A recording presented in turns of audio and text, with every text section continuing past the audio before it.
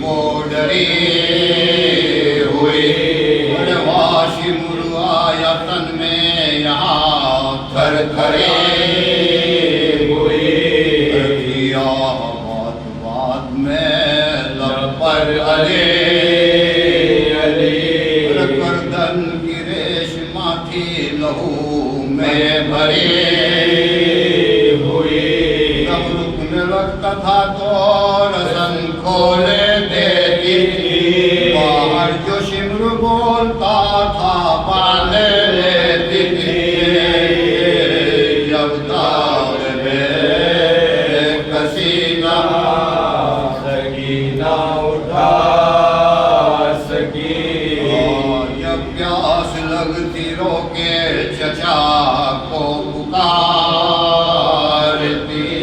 ارے دکھے جو کان شاہ ہوتا کو پکارتی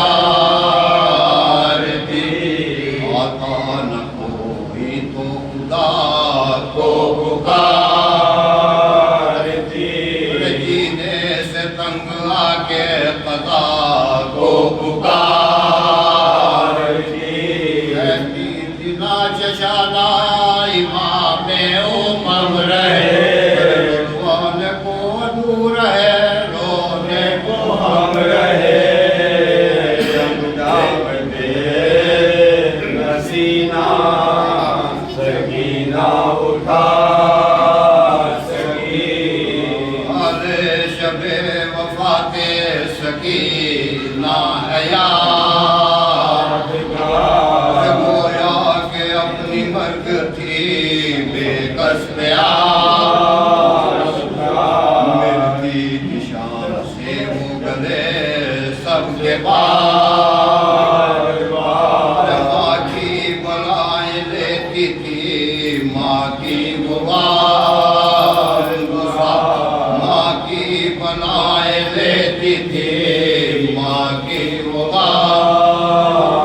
عظیم کو پھوپھی کے کبھی سر جھکاتی تھی بے خطا پہ سب سے خطا بخشواتی تھی جب داغ بے کسینہ سکینہ اٹھا سکی کبرا سے چھپ کے کبھی کرتی تھی کل ایک جگہ میں جاؤں گی اس گھر سے میں وہ کر وہ پوچھتی تھی کہو تو کہاں دروازوں میں کفن ہے ہاتھوں میرا یہ کہتی تھی کہ کفن لگا ہے تو کیا ہوا زندہ ہے بند روزہ رضوہ کو پڑا ہوا جب داغ بے کسینہ سکینہ اٹھا سکی اب میری موت ایسی مبارک کرے خدا ارے مرتے ہی میرے قید سے سب ان جاتا رہے بار برادر کبے ارے جنت کو ہم رواں ہو مدینے کو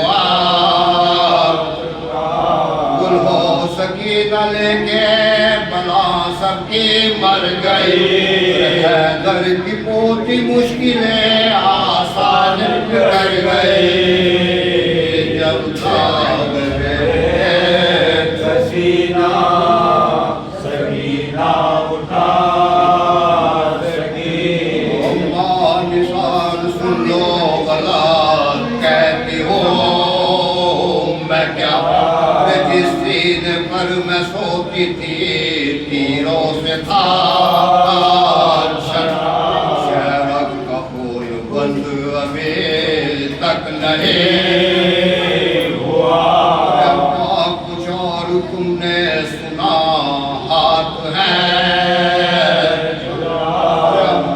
کچھ اور تم نے سنا ہاتھ ہے नہ दोनों जहां के उलट गए सर तो कटा था हाथ भी बाबा के कट गए पसीना सही ना उठा सके सुनकर ये हाल हो गया सबका तबाह ने सर पे सकी ना गया इस कदर के हिला अर्श ज़ोल जला बाबे अजल से चौंका यज़ीद ज़बो किसा बोली हुआ से क्या है शबब शोरो शहर का से सकीना मांगती है सर हुसैन का ये सुन के उसने तश्त में भिजवाया शहर का बेटी के लेने के लिए आया सरे रखा गया जो तश्त खिलाई ज़मीन सरपोश उसका उल्टा सकीना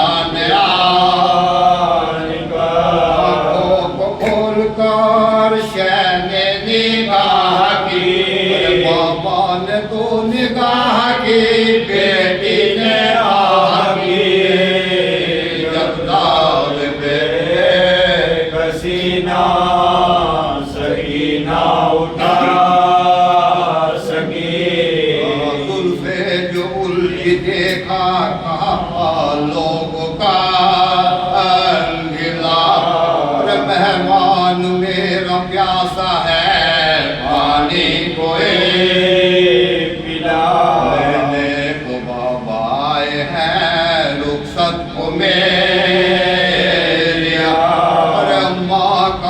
मंगाओ सवारी मेरे कासिम भी पेशवाई को अकबर भी आए वो देखो घुटनी वाले असगर भी आए करती हूँ एक वसीयत आखिर में सौ अम्मा चचा की रूह से जाती हूँ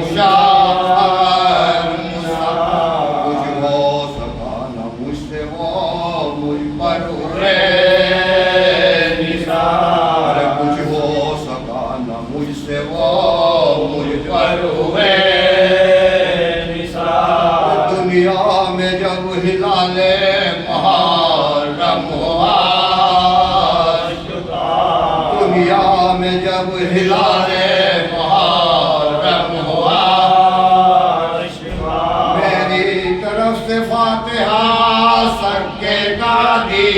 और तुमको हाज़िरे मेरे सके के दियो कह के सर झुका दिया पेशे सरे पदा और जब के है तू नायबे मुश्किल कुशा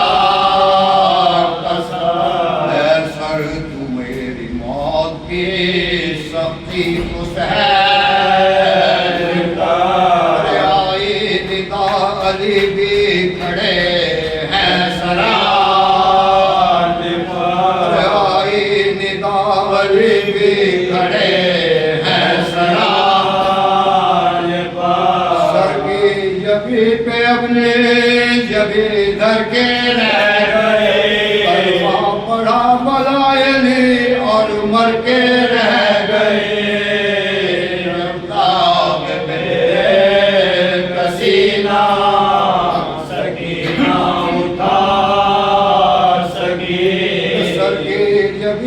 अपने जबी दर के रह गई पड़ा बलाए और मर के रह गए भूल पड़ गया हुसैन की प्यारी नगे बालों ने लफ्ज़ देखी तो पाया न था चिल्लाई सब کہ جاؤں مجھے دے گئی جواب اپنی کہی نہ میری سنی آئے کیا کیا اصغر کو کچھ پیام بھی میں نے دیا نہیں تم چل بسی اور ماں نے روک سکیا نہیں بابا کی پیاری ماں کی پیاری زبان کو کھا لائی ہوں شربت ہے میری پیاسی زبان کو رو رہی ہے دیدہ گوہر فشار کو مہماں گلے بندھی ہوئی اب رسیوں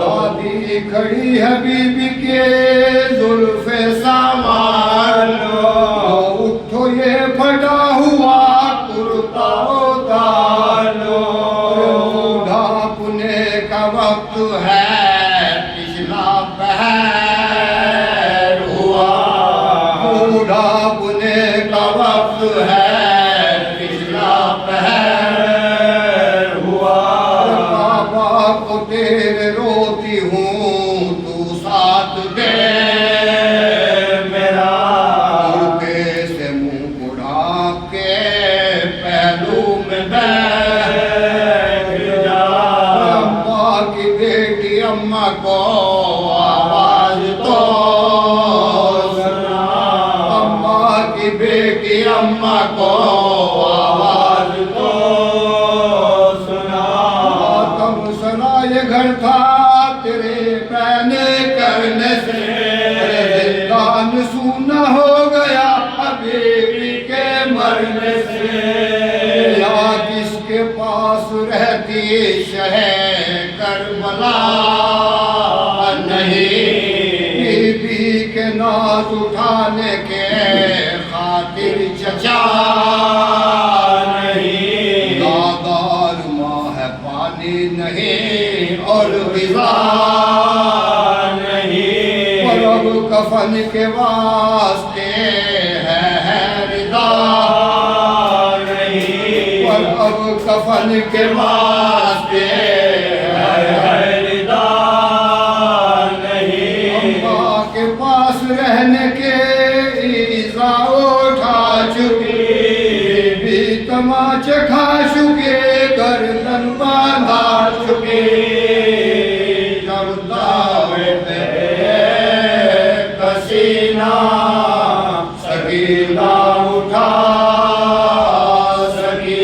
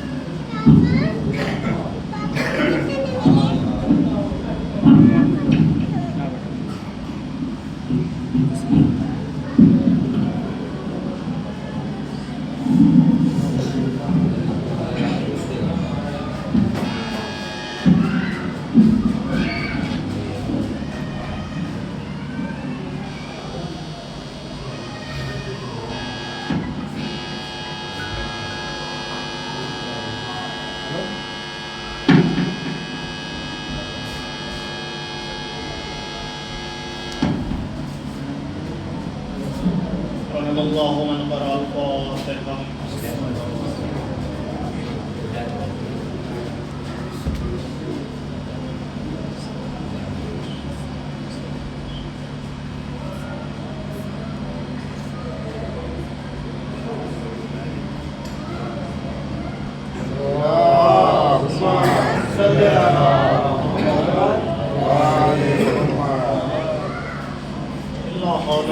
قوة إلا بالله العلي العظيم.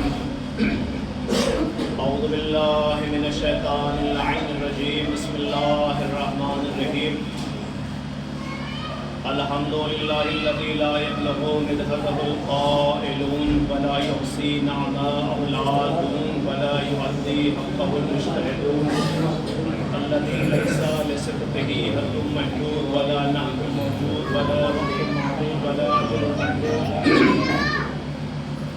فطر الخلائق بقدرته ونشر الرياح برحمته ووطأ بالسحور ميدان أرضه. ثم الصلاة والسلام على أشرف الأنبياء والمرسلين مولانا ومولى الثقلين جد الحسن والحسين بالقاسم محمد. اللهم صل على محمد وعلى آله الطيبين الطاهرين المعصومين واللعنة الدائمة على أعدائهم أجمعين. أما بعد فقد قال الإمام السجاد عليه الصلاة والسلام: أيها الناس أعطينا صدقا، أعطينا العلم والحلم والسماحة والشجاعة والمحبة في قلوب المؤمنين. صلوات محمد وعلى اللهم صل على محمد. عزیزان محترم، برادران عزیز، بزرگان قوم و ملت، مسلسل مجالس کا سلسلہ ہر جگہ پر جاری ہے. مظلوم کی خدمت میں خراج عقیدت مومنین انجام دے رہے ہیں، اور آپ کے یہاں بھی ماشاءاللہ مجالس کا سلسلہ جاری ہے. خدا آپ کی نظرداریوں کو، ان مجالس کو قبول فرمائے. اس وقت کی گفتگو کے لیے جو فقرہ میں نے آپ حضرات کی خدمت میں قرأت کرنے کی سعادت حاصل کی ہے، یہ امام سجاد علیہ السلام کے خطبے کا ایک فقرہ ہے جو آپ نے مسجد اموی میں خطبہ دیا ہے. امام نے اس کا ایک حصہ ہے.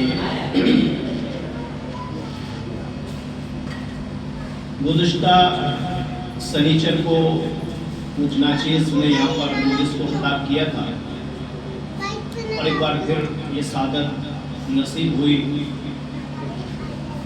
میں نے عرض کیا تھا کہ کوئی بھی تحریک، کوئی بھی مقصد، کوئی بھی مشن ہو، اس کی کامیابی کا انحصار اس بات پر ہوتا ہے کہ اس کی صحیح طریقے سے اطلاع رسانی ہو، لوگوں تک اسے صحیح طریقے سے پہنچایا جائے. یعنی لوگوں کو یہ بتایا جائے کہ ہم کون ہیں، اپنا تعارف کرائے، ہمارا ہدف کیا ہے، ہم نے جو یہ کام کیا ہے، یہ اتنا بڑا اقدام کیا ہے ہم نے، یہ جو مشن ہے ہمارا، یہ جو ہماری تحریک ہے، اس تحریک کے پیچھے ہمارا مقصد کیا ہے، ہمارا ہدف کیا ہے، ہم چاہتے کیا ہیں، اور اس کے مقابلے میں دشمن کیا چاہتا ہے، دشمن کا مقصد کیا تھا، ہم کس حد تک اپنے مقصد میں کامیاب رہے، اور دشمن جو چاہتا تھا وہ اپنے مقصد میں کس حد تک کامیاب رہا یا ناکام ہوا. اور اسی طرح سے اگر دشمن نے ہمارے سلسلے میں کچھ غلط باتیں مشہور کی ہیں تو ہماری ذمہ داری ہوتی ہے، اگر ہم اپنی تحریک کو کامیاب بنانا چاہتے ہیں تو پھر ہماری ذمہ داری ہوتی ہے کہ ہم لوگوں تک یہ بات پہنچائیں اور ان سازشوں کو بے نقاب کریں، تب تو تحریک کامیاب ہوگی. ورنہ ظاہر سی بات ہے کہ ہم نے کوئی بہت بڑا کام انجام دے لیا لیکن وہ لوگوں تک پہنچ ہی نہیں پایا، لوگوں تک اس کو صحیح طریقے سے پہنچا ہی نہیں سکے ہم. یا یہ کہ دشمن نے سازش کر کے اس کو مسخ کر دیا، اس کی حقیقت کو بدل دیا، اور جو اصل مقصد تھا اسے کچھ اور بنا کر پیش کیا. تو تو ظاہر ہے کہ دونوں صورتوں میں وہ تحریک ناکام ہو جائے گی۔ اس لیے میں نے گزشتہ مجلس میں عرض کیا کہ تحریک کی کامیابی کے لیے ضروری ہے اطلاع رسانی، یعنی اسے ہم اپنی تحریک کو صحیح طریقے سے لوگوں تک پہنچائیں۔ اب تحریک کربلا بھی اس قانون سے الگ نہیں ہے، یہاں پر بھی ضروری ہے کہ اہل بیت علیہ السلام اور امام حسین علیہ السلام نے عصر عاشور تک اس تحریک کو کامیابی کے ساتھ انجام دیا۔ اب امام کی شہادت کے بعد اب ضروری ہے کہ لوگوں تک یہ بتایا جائے لوگوں کو کہ ہم کون ہیں، ہمارا مقصد کیا تھا، ہمارا ہدف کیا تھا، ہم نے آخر اتنا بڑا قدم کیوں اٹھایا۔ مدینے میں آرام سے رہتے، کوئی مسئلہ نہیں تھا، ایک بیعت کا مطالبہ تھا تو کسی طریقے سے کر لیتے، کمپرومائز سمجھوتا کر لیتے، لیکن نہیں، بتانا ضروری ہے کہ آخر ہمارا مقصد کیا تھا، ہم نے یہ کیوں آخر اتنا بڑا قدم اٹھایا، اور خاص طور سے بیویوں کو بچوں کو لے کے کیوں گئے۔ اب یہ ذمہ داری دو شخصیتوں نے انجام دی، ایک امام سجاد علیہ السلام اور ایک جناب زینب سلام اللہ علیہا۔ ان دونوں شخصیتوں نے بڑی کامیابی کے ساتھ، اگر آپ ان کے خطبات کا مطالعہ کریں، ان کی تقریروں کو دیکھیں، اور انہوں نے جو راستے میں لوگوں کی باتوں کے جواب دیے ہیں ان کو ملاحظہ کریں، تب آپ کو اندازہ ہوگا کہ انہوں نے کتنی مہارت کے ساتھ دشمن کی ایک ایک سازش کو بے نقاب کیا۔ اب جناب زینب کا کردار کیا تھا وہ میں پچھلی مجلس میں عرض کر چکا ہوں، میں دہرانا مقصد نہیں ہے، لیکن ربط کے لیے، اپنے سلسلے بیان کو مربوط رکھنے کے لیے ایک دو باتیں کہ بھئی دشمن کی سب سے بڑی سازش کیا تھی۔ میں نے عرض کیا کہ دشمن کی اور خاندان بنی امیہ کی سب سے بڑی سازش یہ تھی کہ شامی عوام کو اہل بیت سے دور رکھا جائے۔ جو عوام ہیں، شام کے رہنے والے لوگ ہیں، انہیں اہل بیت سے دور رکھا جائے، انہیں بے خبر رکھا جائے، انہیں غافل رکھا جائے، انہیں اصل دین سے دور رکھا جائے۔ اس لیے کہ ظاہر سی بات ہے کہ جب عوام بیدار ہوتی ہے، جب عوام بیدار ہوتی ہے، عوام کا شعور بلند ہوتا ہے، تو پھر حکومت کرنا، اگر حکومت کی بنیاد فریب پر ہے، اگر حکومت کی بنیاد باطل پر ہے، تو پھر وہ حکومت کامیاب نہیں ہو سکتی۔ اس لیے جو بھی باطل حکومتیں ہوتی ہیں، ظالم حکومتیں ہوتی ہیں، ان کا یہ طریقہ ہوتا ہے کہ وہ ہمیشہ اپنے عوام کو بے خبر رکھتے ہیں، غفلت میں رکھتے ہیں۔ اور کہہ رہے ہیں تو بنی امیہ نے یہی کیا، اہل بیت سے دور رکھا شام کے لوگوں کو۔ اہل بیت کے مقام، ان کا مقام کیا ہے، ان کے فضائل کیا ہیں، ان کی جو احادیث میں ان کے فضیلتیں بیان ہوئی ہیں، قرآن مجید میں جو فضیلتیں بیان ہوئی ہیں، تو بنی امیہ کی پوری سازش یہ تھی کہ لوگوں کو پتہ نہ چلے۔ اب اس سازش کو بے نقاب کرنا کس کی ذمہ داری ہے؟ انہی دو عظیم شخصیتوں کی، جناب امام سجاد اور شریکۃ الحسین جناب زینب۔ جناب زینب کا کردار پڑھ چکے آپ، جو آپ نے دربار یزیدی میں خطبہ دیا ہے، اس کے چند فقرے میں نے پچھلی مجلس میں عرض کیے تھے، اور آج مجھے امام سجاد علیہ السلام کے خطبے کے چند فقرے آپ کے سامنے پیش کرنا۔ یزید یہ سمجھ رہا تھا اپنے زوم ناقص میں، وہ یہ سوچ رہا تھا کہ میں اہل بیت کو رسوا کروں، میں اہل بیت کو بدنام کروں، تو اس نے کیا کیا؟ اس نے جمعے کے دن کا انتخاب کیا کہ بھائی جمعے میں سب لوگ آئیں گے، جمع ہوں گے، اور ظاہر سی بات ہے کہ جمعے میں زیادہ لوگ آتے ہیں نماز پڑھنے کے لیے، عام نمازوں میں اتنے نہیں ہوتے لیکن جمعے میں زیادہ ہوتے ہیں۔ تو اس نے جمعے کا انتخاب کیا اور مسجد اموی، وہی تقریباً دربار بھی تھا، مسجد اموی میں اب اس نے حکم دیا کہ اہل بیت کے جو مخدرات عصمت ہیں، جنہیں اسیر بنا کے لایا گیا ہے، اور امام سجاد علیہ السلام انہیں جمعے کے دن دربار میں پیش کیا جائے۔ اور کریں تو اب جب یہ قافلہ جمعے کے دن دربار میں پیش ہوا مسجد اموی میں، تو اب یزید نے، اب ظاہر سی بات ہے ماحول سب آپ کے ذہن میں ہے، پہلی بار عرض کر چکا ہوں کہ ماحول کیا ہے ماحول یہ ہے کہ عوام یہ سمجھ رہی ہے کہ کوئی خارجی تھا، کوئی باغی تھا جس کے خلاف، جس نے ہمارے امیر کے خلاف خروج کیا تھا اور ہمارے امیر نے اسے قتل کر دیا اور اس کی ناموس کو اسیر بنا کے لایا گیا ہے، تو ظاہر سی بات ہے عوام کے لیے خوشی کی بات ہے، جشن کا ماحول ہے۔ تو پورے دمشق میں آئینہ بندی ہے جا بجا اور سجاوٹ کا انتظام ہے۔ سب لوگ سمجھ رہے ہیں کہ بہت خوشی کا موقع ہے، خوشی کے شادیانے بج رہے ہیں۔ دربار میں کیا عالم ہے؟ دربار میں بہت سارے ملکوں کے نمائندے موجود ہیں، حکومت کے اراکین موجود ہیں، حکومت کے عہدیداران موجود ہیں، اور اب ان سب کے درمیان اہل بیت علیہ الصلوۃ والسلام کو پیش کیا گیا، اور جب پیش کیا گیا تو وہ امام کے سر سے جو اہانت اور توہین کا وہ سب میں عرض کر چکا ہوں آپ کے سامنے۔ اب یزید نے اپنے درباری خطیب کو حکم دیا، اپنا جو درباری خطیب تھا اس کا، ظاہر ہے کہ سر خرید کرائے کا خطیب ہے، وہ اسے حکم دیا کہ دیکھو جاؤ منبر پہ، اور منبر پر جانے کے بعد علی مولا علی علیہ السلام اور امام حسین علیہ السلام کی جتنی برائی کر سکتے ہو برائی کرو، اور اس کے بعد یزید اور یزید کے باپ اور پورے خاندان کی جتنی تعریف کر سکتے ہو تعریف کرو۔ اب ظاہر سی بات ہے کہ ایک تو شامی عوام اتنی غافل ہے، اور دوسری طرف سرخرید خطیب بھائی خریدا ہوا ہے، اسے تو وہی بولنا ہے جو اسے کہا گیا ہے، تو جو حکومت نے حکم دیا وہی اسے کرنا ہے۔ اب اس نے کیا کیا؟ وہ منبر پہ گیا، اور منبر پہ جانے کے بعد حمد و ثنا الہی دکھانے کے لیے پروردگار کی حمد ثنا، اور اس کے بعد اس نے معاذ اللہ نعوذ باللہ مولائے کائنات کی برائی کرنا شروع کی۔ علی یہ تھے، علی وہ تھے، علی نے یہ کیا، علی نے وہ کیا، علی قاتل عثمان ہے، علی نے عثمان کو قتل کر دیا، وغیرہ وغیرہ۔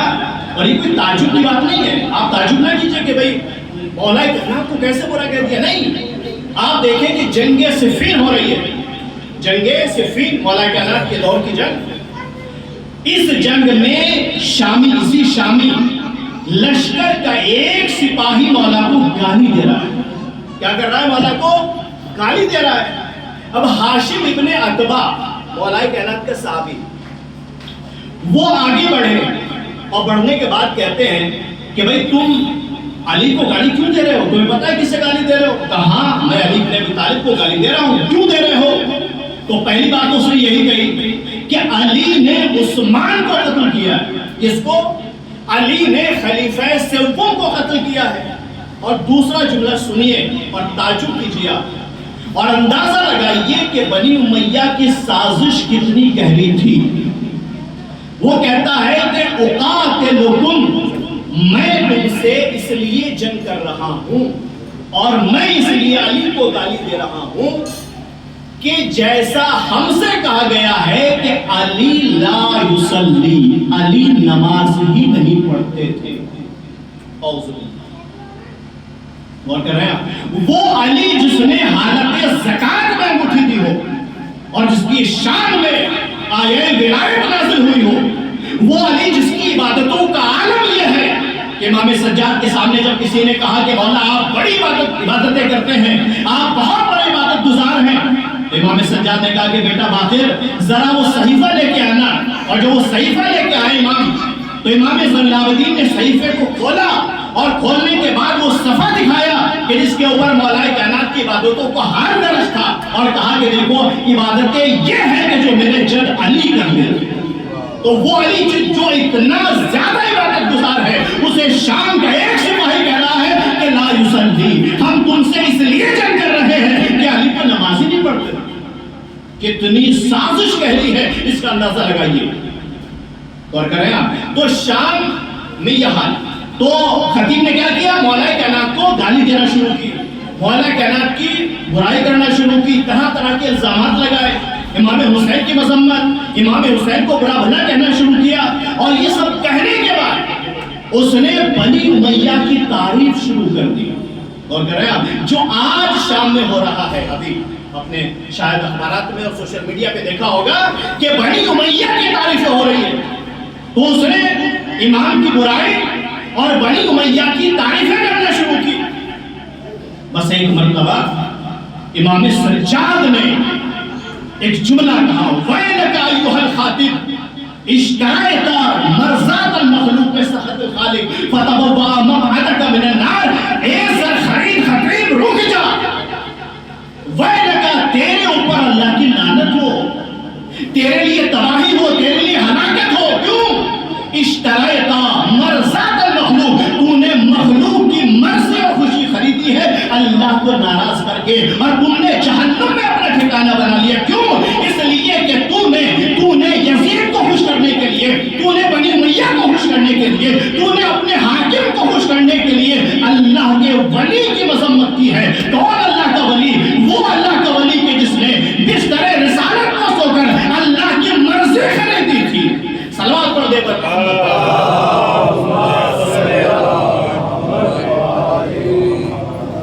تو نے بندوں کو خوش کرنے کے لیے اللہ کو ناراض کیا ہے. اور کر رہے ہیں تو نے بندوں کو خوش کرنے کے لیے, یزید کو خوش کرنے کے لیے, اہل شام کو خوش کرنے کے لیے تو نے اللہ کو ناراض کر دیا. اب میرے عزیزو, اس میں ہم سب کے لیے پیغام ہے.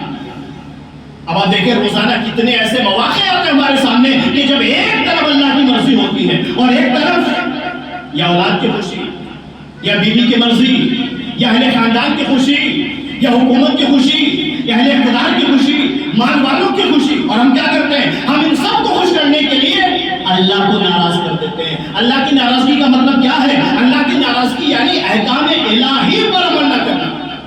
اور اگر ہم کسی بندے کو خوش کرنے کے لیے جھوٹ بولے تو اس کا مطلب ہم نے اپنے خدا کو ناراض کر دیا. اگر ہم کسی بندے کو خوش کرنے کے لیے کسی کی غیبت کریں اس کا مطلب ہے کہ ہم نے خدا کو ناراض کر دیا.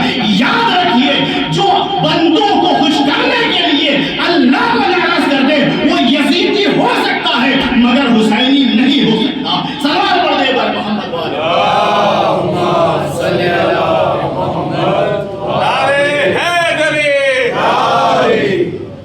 جو بندوں کو خوش کرنے کے, اب بندہ کوئی بھی ہو, چاہے وہ اقتدار والا ہو, ستا والا ہو, حکومت کا آدمی ہو, اپنے خاندان کا آدمی, حتیٰ کہ اپنی اولاد ہی نہ ہو, اگر ہم اب بندوں کو خوش کرنے کے لیے اللہ کو ناراض کریں تو اس کے لیے یہ الفاظ اس کے اوپر صادق آئے گا کہ تو نے بندوں کو خوش کرنے کے لیے اللہ کو ناراض کر دیا. اور نتیجہ کیا ہوگا؟ فَتَبَوَّأَ مَقْعَدَكَ مِنَ النَّارِ. اور نتیجہ یہ ہے کہ تم نے جہنم میں اپنا ٹھکانہ بنا لیا. اور اس کے بعد امام یزید کی طرف متوجہ ہوتے ہیں.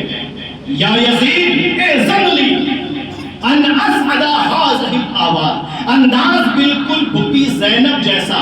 جناب زینب نے کیا کہا تھا؟ یا یزید. اور کہہ رہے ہیں, میں نے پہلی مجلس میں عرض کیا کہ بی بی نے امیر نہیں کہا, خلیفہ نہیں کہا, کنیت بھی نہیں, اصلی نام سے پکارا. امام نے بھی یزید کے اصلی نام سے پکارا, یا یزید, او یزید تو مجھے اجازت دے کہ میں اسعد هذه الآواز, کہ میں لکڑیوں کے اس ڈھیر کے اوپر چڑھوں, اس ڈھیر کے اوپر جاؤں. اور کہہ رہے ہیں ممبر تھا کہ نہیں تھا؟ کیا دربار میں ممبر نہیں تھا؟ ممبر تھا, اور یقیناً بڑا خوبصورت ممبر ہوگا. شاہی دربار میں کیسا ممبر ہوگا؟ بڑا خوبصورت ممبر ہوگا, بڑا مضبوط ممبر ہوگا. مگر امام نے ممبر نہیں کہا, امام نے کہا کہ میں لکڑیوں کے ڈھیر پر جاؤں. وہ امام بتانا چاہتے ہیں کہ جس ممبر سے باطل کی حمایت کی جائے, جس ممبر سے ظالم کی حمایت کی جائے, جس ممبر سے لوگوں کو گمراہ کیا جائے, وہ لکڑیوں کا ڈھیر ہو سکتا ہے مگر ممبر نہیں ہو سکتا. صلوات پڑھ دے پر محمد والے.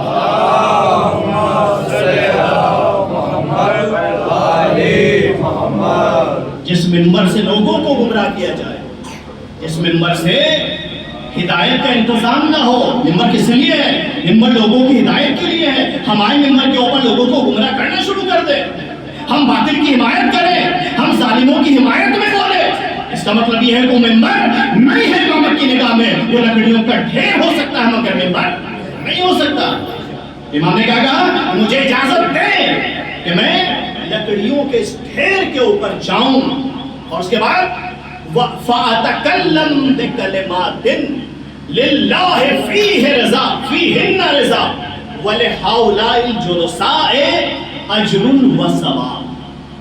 تاکہ میں لکڑیوں کے اس ڈھیر پہ جاؤں اور کچھ ایسی باتیں کروں جس میں اللہ کی مرضی ہو اور ان سننے والوں کے لیے اجر و ثواب ہو۔ میرے عزیزوں، امام نے مذہبی حکیموں کے لیے اور مذہبی ذاکروں کے لیے دینی ذاکروں کی ذمہ داری کو واضح کر دیا کہ دیکھو، اگر تم مذہبی خطابت کرنا چاہتے ہو، اگر تم دینی خطابت کرنا چاہتے ہو، اگر تم مجلس پڑھنا چاہتے ہو، اگر تم تقریر کرنا چاہتے ہو تو غور کر لو، سوچو کہ جو تم بولنے جا رہے ہو وہ مرضی خدا کے مطابق ہے یا نہیں، اس میں لوگوں کے لیے اجر و ثواب ہے کہ نہیں۔ اگر مرضی خدا کے مطابق ہے تو بولو، چاہے سننے والے کو ناگوار ہی کیوں نہ گزرتا، اور چاہے سننے والے کو اچھا نہ لگے، مجلس چلے گی کہ نہیں چلے گی، سننے والے خوش ہوں گے کہ نہیں ہوں گے، بانی مجلس کو پسند آئے گی کہ نہیں آئے گی، یہ ساری باتیں دنیاوی خطابت کا معیار ہو سکتی ہے، مگر مذہبی خطابت کا معیار اگر کچھ ہے تو صرف رضائے الہی ہے۔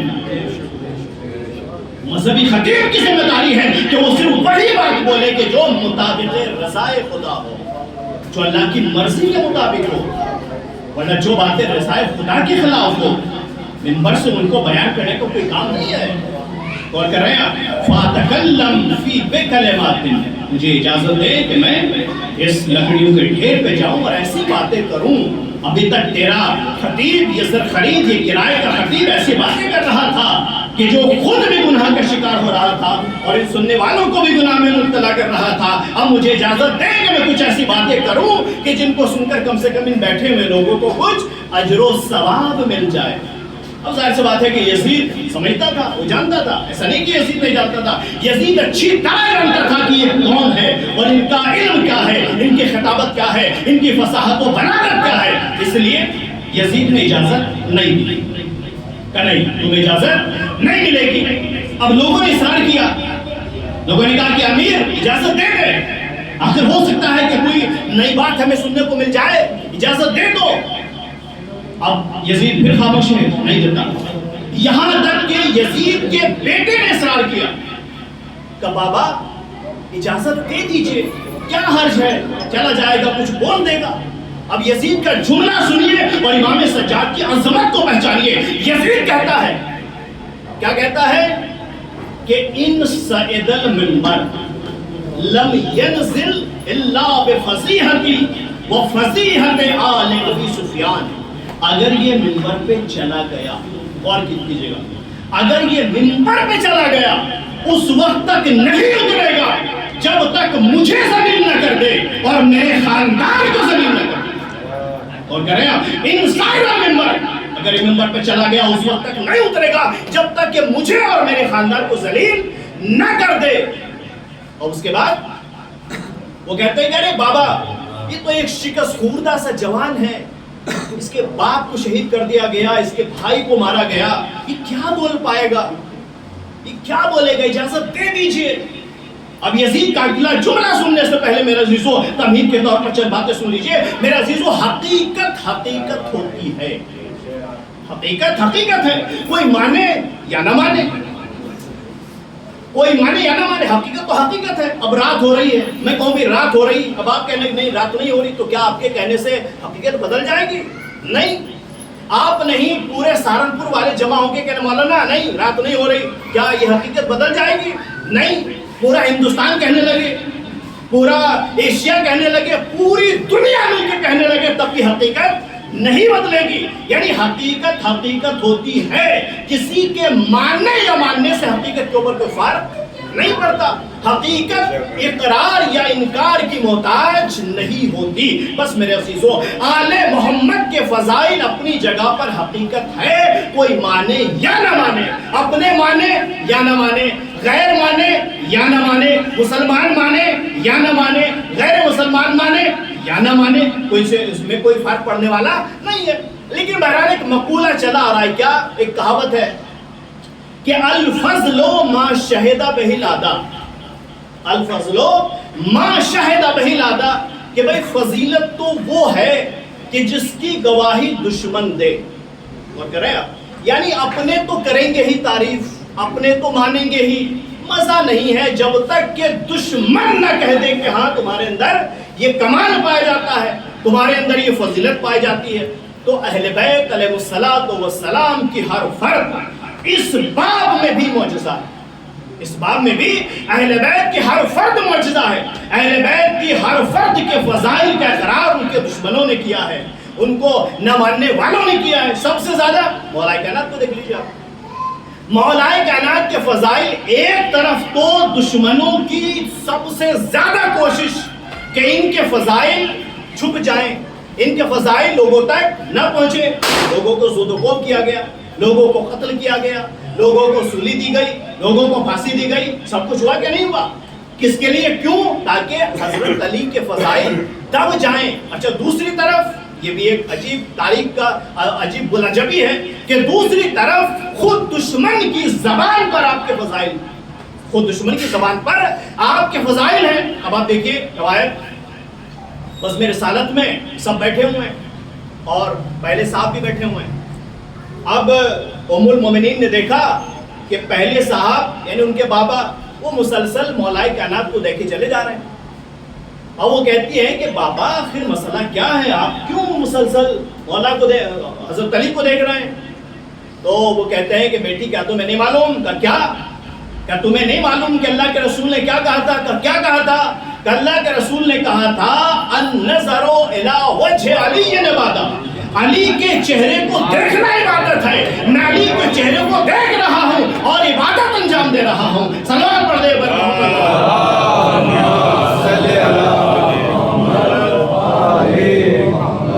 ایک طرف مولا کے فضائل کو دبانے کی کوشش اور دوسری طرف خود دشمنوں اور غیروں کی زبان پر آپ کے فضائل.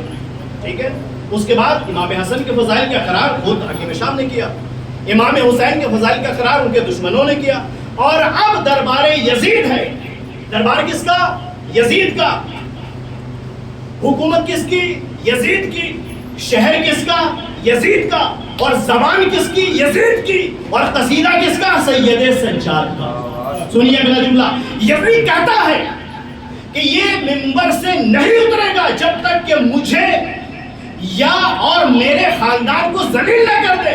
کہ بابا یہ کیا کہہ پائے گا؟ کہ تم نہیں جانتے یہ اس خاندان سے ہے جنہیں علم اس طریقے سے بھرایا جاتا ہے جس طرح پرندوں کو غذا دی جاتی ہے. سلمان پڑھ لے بر محمد انہو من اہل بیت ذو العلم زقن. یہ اس گھرانے سے تعلق رکھتا ہے, یہ اس گھرانے کا چشم و چراغ ہے جنہیں اس طریقے سے علم دیا جاتا ہے جس طرح پرندہ اپنے بچوں کو علم دیتا ہے. میں مولا کائنات کے سامنے دو ہاتھ جوڑ کر عرض کروں گا, مولا آپ کی فضیلت اپنی جگہ پر, آپ کی عظمت اپنی جگہ پر, یقیناً آپ نے بھی اپنے فضائل دشمنوں سے منوائے ہیں, مگر توق و زنجیر میں جکڑے ہوئے دشمن کے دربار میں خود دشمن کی زبان سے اپنا قصیدہ پڑھوانا یہ سید سجاد کا کمال ہے. سلوات پڑھ دے بر محمد.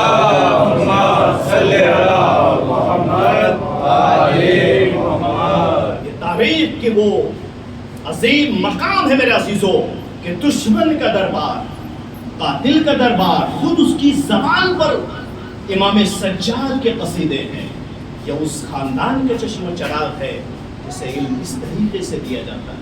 اس کے بعد لوگوں نے اصرار کیا کہ نہیں اجازت دیجیے, آخر کیوں آپ روک رہے ہیں, ہو سکتا ہے کہ ہم کو وہ سننے کو مل جائے.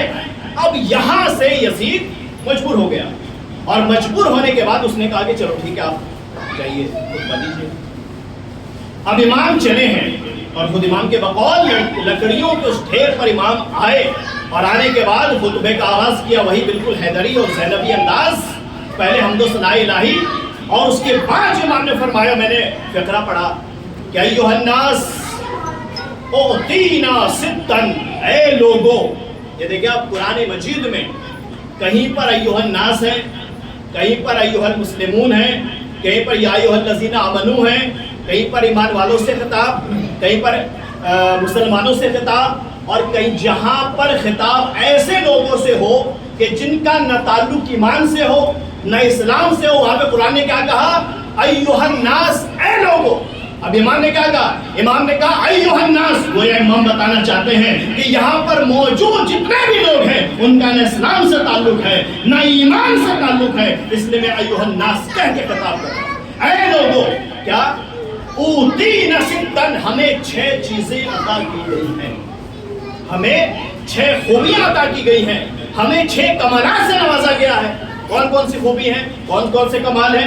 امام فرماتے ہیں اوتینا العلم، ہمیں علم عطا کیا گیا، اوتینا الحلم، ہمیں حلم عطا کیا گیا، اور والسماحت، ہمیں سماحت یعنی سخاوت عطا کی گئی، اور ہمیں شجاعت عطا کی گئی، اور ہمیں مومنین کے دلوں میں محبت عطا کی گئی۔ ہمیں یہ 6 چیزیں اللہ نے عطا کی ہے، یہ 6 کمالات اللہ نے عطا کیے ہیں۔ میرے عزیزوں، جب انسان مقام افتخار میں ہوتا ہے، مقام فخر میں ہوتا ہے، جہاں پر انسان کو اپنا فخر بیان کرنا ہو، اپنا تعارف کروانا ہو، اپنے کمالات شمار کروانا ہو، تو وہاں پر ایسی چیزیں بیان کی جاتی ہے کہ جو واقعاً دوسروں کے پاس نہ ہو۔ اب ممکن ہے کہ آپ کے ذہن میں سوال پیدا ہو، یا ہمارے ذہن میں سوال پیدا ہو کہ مولا علم تو سب کے پاس ہے، علم تو سب کے پاس ہے، یہ سخاوت و شجاعت یہ سب تو سب کے پاس ہے، آخر آپ یہ ساری چیزیں کیوں بیان کر رہے ہیں؟ کچھ ایسی چیز بیان کر دیتے جو کسی کے پاس نہ ہوتی۔ آپ یہ کہہ دیتے کہ اللہ نے ہم کو معراج پہ بلایا، آپ کوئی اور ایسی چیز بیان کر دیتے کہ جو کسی کے پاس نہیں تھی۔ آپ نے یہ ساری چیزیں کیوں بیان کی؟ عجب نہیں کہ میرا مولا آواز دے کہ دیکھو علم سب کے پاس ہے، مگر ہمارے علم میں اور تمہارے علم میں فرق ہے، ہمارے علم میں تمہارے علم میں فرق ہے، ہماری شجاعت میں تمہاری شجاعت میں فرق ہے، ہماری سماحت میں تمہاری سماحت میں فرق ہے۔ تو مولا کیا فرق ہے؟ کہ دیکھو ہمارے علم میں تمہارے علم میں فرق یہ ہے کہ تمہارا علم غلط ہو سکتا ہے مگر ہمارا علم غلط نہیں ہوتا، تمہارا علم لوگوں سے سیکھنے کا محتاج ہوتا ہے مگر ہم خود اللہ کی طرف سے علم لے کے آتے ہیں، تمہارا علم وہ ہے کہ تمہیں سوچنے کی ضرورت پڑتی ہے مگر ہمیں سوچنے کی ضرورت نہیں پڑتی۔ اب دیکھیں کہ مولا کائنات نے سلونی کا ممبر سے دعویٰ کیا ہے نا، تو اب تاریخ یہ کہتی ہے کہ مولا کائنات کے سامنے جب بھی کوئی مسئلہ آتا تھا، مولا کے سامنے جب بھی کوئی علمی مسئلہ آتا تھا تو آپ فوراً جواب دے دیتے، جیسے سوال ہوا فوراً آپ نے جواب دے دیا، یہاں تک کہ ایک کم معرفت نے کہا کہ یا علی، وہ اپنے ساتھ سے بول رہا تھا یا علی تھوڑا سوچ لیا کریے، اتنی جلدی کیوں جواب دے دیتے ہیں؟ بھئی وہ اپنے حساب سے کہہ رہا تھا، مادی اعتبار سے دنیاوی اعتبار سے کوئی کتنا بھی بڑا میں دنیا میں عالم ہو، بہرحال اس کو ضرورت ہوتی ہے سوچنے کی، غور کرنے کی، تو مولا آپ سوچ لیا کریے، اتنی جلدی جواب دے دیتے ہیں، کہیں ایسا نہ ہو کہ کبھی جلد بازی میں کچھ غلط ہو جائے۔ اور مولا نے ایک تاریخی جملہ کہا ہے، مولا نے کہا اچھا بتا تیرے ہاتھ میں تیرے ہتھیلی میں انگلی کتنی ہے؟ کہ مولا 5، کیا تم نے سوچا کیوں نہیں؟ کہ مولا ہتھیلی میری ہے، ہمیشہ میرے سامنے رہتی ہے، مجھے کیا ضرورت ہے سوچنے کی؟ کہ سنو مجھ علی کے سامنے یہ کائنات ویسے ہی ہے جیسے تمہارے سامنے ہتھیلی ہے۔ نعرہ حیدری، حیدری، نعرہ سلوات۔ ہمارے علم میں اور تمہارے علم میں فرق ہے، ایسا تھوڑی ہے کہ علم برابر ہو، ہمارے علم خدائی علم ہے، وحی علم ہے، اللہ نے ہمیں علم عطا کیا ہے، تم نے دنیا والوں سے سیکھا ہے، ہمیں سوچنے کی ضرورت نہیں ہے، ہم تو ہر لمحہ علم الہی سے متصل رہتے ہیں، ہمیں سوچنے کی ضرورت نہیں ہے۔ اس کے بعد اللہ نے ہمیں حلم عطا کیا۔ حلم کیا ہوتا ہے؟ حلم کا مطلب ہوتا ہے کہ انسان کو اپنے وجود پر، اپنے جذبات پر، اپنے خواہشات پر اتنا کنٹرول ہو، اتنا کنٹرول ہو، خاص طور سے جب ایکشن اور ری ایکشن کا معاملہ ہو، کسی نے کوئی ایکشن کیا، کوئی بات کی اور آپ اس کا رد عمل جو دکھائیں تو اس رد عمل کو دکھانے میں آپ کا کنٹرول اپنے وجود سے ہٹ نہ جائے، یعنی آپ فوراً غصے میں آ گئے، غیظ میں آ گئے، اور غیظ میں آ کے آپ نے کیا کیا؟ نہ اخلاقی حدوں کا خیال، نہ سماجی حدوں کا خیال، نہ مذہبی دینی حدود کا خیال، آپ کوئی ایسا کام کر بیٹھے۔ تو حلم کا مطلب ہے کہ انسان بردبار ہو، اپنے وجود پر کنٹرول ہو۔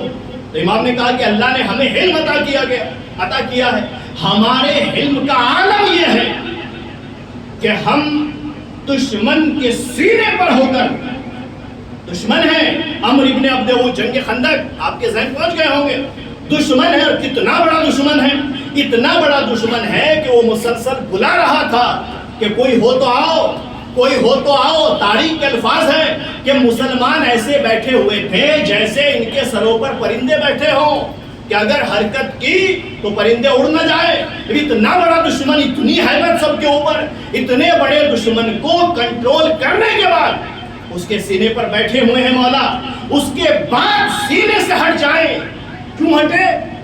تو امام نے فرمایا کہ جب میں اس کے سینے پر سوار تھا تو اس نے میری شان میں گستاخی کی اور تھوک دیا میرے اوپر. اب اگر میں مجھے غیظ آ گیا, غصہ آ گیا, اب اگر میں اس حالت میں اسے قتل کر دیتا تو میرے اس عمل میں اللہ کے ساتھ میرا نفس بھی شریک ہو جاتا. اور مجھ علی کو یہ بات ہرگز پسند نہیں ہے کہ میں کوئی کام کروں اور اس میں اللہ کے ساتھ کوئی اور بھی شریک ہو سکے. ایک سلوات پڑھ دے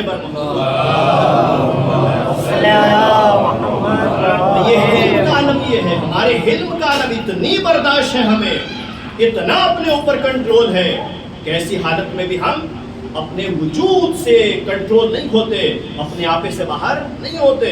ہم ہر حالت میں جو بھی کرتے ہیں اپنے عقل و شعور کے حساب سے اور وحی الہی کے مطابق, رضائے پروردگار کے مطابق انجام دیتے ہیں. تو اللہ نے ہمیں علم عطا کیا, اللہ نے ہمیں علم عطا کیا, اور اس کے بعد اللہ نے ہمیں سخاوت عطا کی ہے. ہماری سخاوت میں تمہاری سخاوت میں بہت فرق ہے. ہماری سخاوت وہ ہے کہ جس کے لیے اللہ نے فرمایا وَسَعْيُكُمْ مَشْكُورًا, تمہاری سعی اور تمہارا یہ عمل وہ ہے کہ جو لائق شکریہ ہے. اور کریں جب امام حسن امام حسین بیمار ہوئے اور اللہ کے رسول کی ہدایت کے مطابق جناب فاطمہ نے شہزادی نے نظر مانی اور 3 دن تک مسلسل روزے و افطار کرنے کے جب ٹائم آتا تھا تو کبھی یتیم, کبھی اسیر, کبھی مسکین آ جاتا تھا اور اہل بیت اپنے اپنے حصے کا سب دے کر کے پانی سے افطار کر کے سو جاتے تھے. تو اس کے بعد سورہ دہر نازل ہوا ہے, اِنَّ هَذَا جَزَاؤُكُمْ وَسَعْيُكُمْ مَشْكُورًا, یعنی تمہارا عمل ہی ایسا ہے کہ ہم خود خدا ہو کر تمہارا شکریہ ادا کرتے ہیں. ایک سوال پڑھ دے بر محمد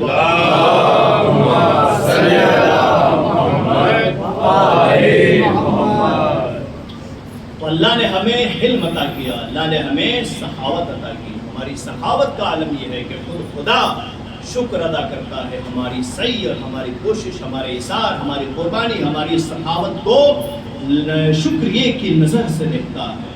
والفصاحہ, اللہ نے ہمیں فصاحت عطا کی. فصاحت یعنی بہترین کلام کرنا, بہترین زبان کا استعمال, یہ فصاحت ہے.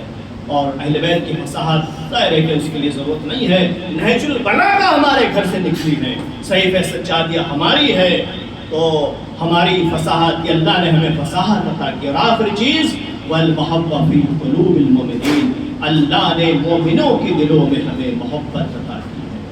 اللہ کے رسول کی حدیث, یا علی لا یحبک الا مومن ولا یبغضک الا کافر او منافق. اے علی, تم سے محبت نہیں کرے گا مگر یا مومن کرے گا, اور تم سے نفرت نہیں کرے گا مگر یا کافر یا منافق. تو مومن ہمیشہ ہم اہل بیت سے محبت کرتے ہیں.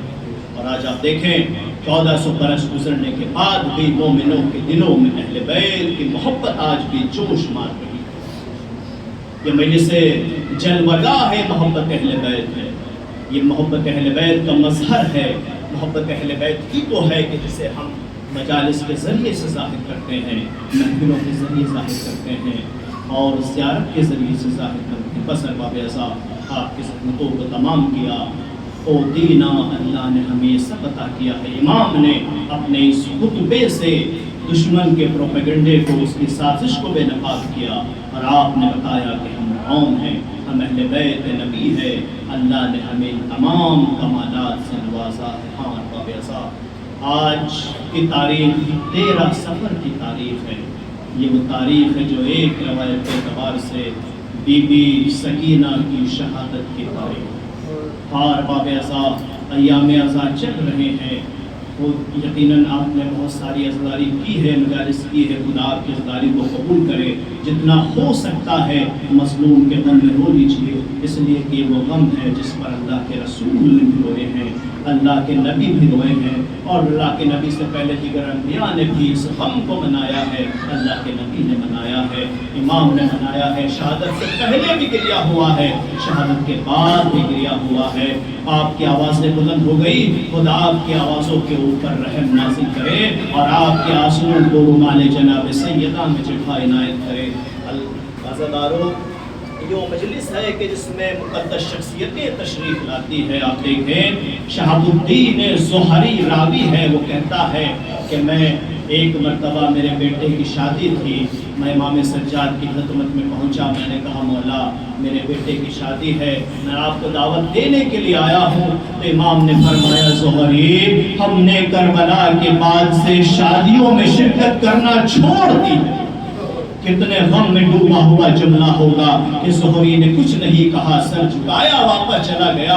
کچھ دن کے بعد واپس آتا ہے اور آنے کے بعد کہتا ہے مولا آج میں نے اپنے گھر پہ آپ کے بابا کی مجلس رکھی ہے اور میں آپ کو دعوت دینے کے لیے آیا ہوں. امام نے کہا زہری ہاں آج ہم تمہارے گھر پہ ضرور تشریف لائیں گے. اب زہری کہتا ہے کہ میں نے انتظام کیا، سب تشریف لائے اور لانے کے بعد ایک شاعر آئے اور انہوں نے امام کا مرثیہ پڑھنا شروع کیا. امام بھی تشریف لائے، میں نے ان کے لیے مسند رکھی اور امام کو اس کے اوپر بٹھایا. اب جب شاعر نے مرثیہ پڑھنا شروع کیا تو ایک مرتبہ گریہ و زاری کا سلسلہ شروع ہوا. سب سر جھکا کے گریہ کر رہے تھے. کچھ دیر کے بعد جب میں نے سر اٹھا کے دیکھا تو کیا دیکھا کہ سید سجاد اپنی جگہ پر نہیں ہے. میں نے دیکھا ایک مرتبہ میری نظر پڑی، ارے سید سجاد اس جگہ پر بیٹھے ہیں جہاں پر عزاداروں نے اپنے جوتے اتارے تھے. اجکم اللہ، میں نے کہا مولا ارے میں نے تو آپ کو مسند پہ جگہ دی تھی، آپ وہاں پر کیوں چلے گئے؟ کہا زہری تمہیں نہیں معلوم، ارے جو میں دیکھ رہا ہوں تم نہیں دیکھ رہے ہو. ارے اس مجلس میں میرے نانا رسول خدا آئے ہیں، اس مجلس میں میری دادی فاطمہ آئی ہے. عزاداروں، یہ وہ مجلس ہے کہ جس میں مقدس شخصیتیں تشریف لاتی ہے. عزاداروں، آج جناب رباب کی دو کمائی تھی. جناب رباب کو سلام کیجئے، یہ وہ عظیم خاتون ہے جس نے بڑی قربانی دی ہے. جناب رباب کی دو کمائی تھی، ایک کمائی کربلا میں لٹ گئی اور ایک کمائی زندان شام میں. عزاداروں، ایک کمائی جناب علی اصغر عاشور کے دن امام آئے ہیں پانی پلانے کے لیے. علی اصغر کو لے کر چلے اور جب واپس آئے ہیں تو پانی کے بدلے تیر ستم ملا. بچہ باپ کے ہاتھوں پر منقلب ہوا. اب امام لاشا لے کر چلے، ہمت نہیں ہوتی، 7 مرتبہ آگے بڑھے، 7 مرتبہ پیچھے ہٹے، آخر ہمت مجتمع کر کے چلے در خیمہ پر پہنچے. رباب ارے اپنے لال کو لے جاؤ. اب روایت کا انداز بتاتا ہے کہ رباب سے پہلے سکینہ آ گئی، بابا ارے میرے بھیا کو پانی پلانا ہے، ارے میں بھی تو پیاسی ہوں. میں ایک مرتبہ رباب آئی، کہا رباب ارے میں کون ہوں؟ کہا مولا میرے امام ہیں. کہا رباب ایک مرتبہ امام نے قضا کا دامن الٹا. جناب علی اصغر گلے پر تیر پیوست آواز مثل کا انہر، اے میرے لال علی اصغر کیا تمہارے جیسے بچے بھی ذبح کیے؟ عزاداروں، ایک کمائی تھی جو کربلا میں لٹ گئی اور دوسری کمائی جناب سکینہ. اس بچی کو اپنے بابا سے بڑی محبت تھی، امام کو بھی اس بچی سے بڑی محبت تھی. جب امام رخصت آخر کے لیے آئے ہیں اور آنے کے بعد سب سے رخصت ہو کر چلنا چاہتے ہیں تو رہوار آگے نہیں بڑھتا. میں بہت کوشش کی مگر گھوڑا نہیں بڑھتا. میں ایک مرتبہ امام نے جو سر جھکا کے دیکھا تو ننھی سکینہ گھوڑے کے پیروں سے لپٹی ہوئی کہہ رہی ہے گھوڑے ارے میرے بابا کو نہ لے کے جا، اب تک جو گیا ہے واپس نہیں آیا. امام اترنے کے بعد زمین کربلا پر لے کر میرے لال سکینہ آجا آخری مرتبہ میرے سینے پر سو جا.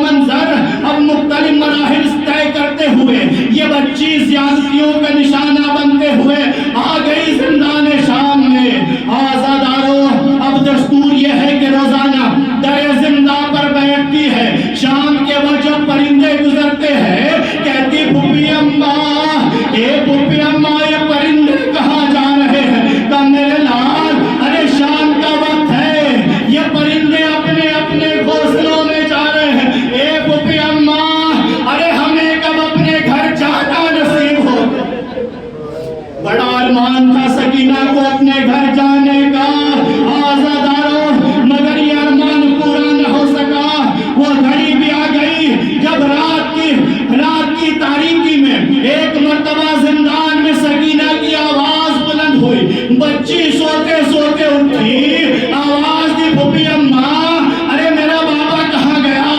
अभी तो आया था मेरा बाबा, कभी इस कोने में कभी उस कोने में मेरा बाबा यहाँ खड़ा था। अरे कहाँ चला गया? मुझे छोड़कर बाबा कहाँ चले गए? कभी रुबाब गोद में लेती है, कभी इमाम सज्जाद गोद में लेते हैं, कभी ज़ैनब गोद में लेती है। यहाँ तक के जब ये आवाज दरबार में पहुंची, यजीद ने सर भिजवाया इमाम का। अब जो इमाम के सर आया, बीवियों में कोहराम बरपा हुआ। जनाब सकीना ने बाबा का सर लिया, मुंह को मुंह पर रखा। बाबा अभी तो आप सालिम थे, अरे चेहरे पर ये खून कैसा है? ये आपकी रगें किसने काटी?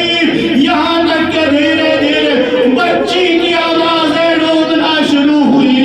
आज़ाद इमाम आगे बढ़े, नब्ज पर हाथ रखा, आवाज की फूफी ज़ैनब, अम्मा रुबाब को संभालिए, सकीना दुनिया से गुजर गई। इन्ना लिल्लाह व इन्ना इलैहि राजिऊन। मौत में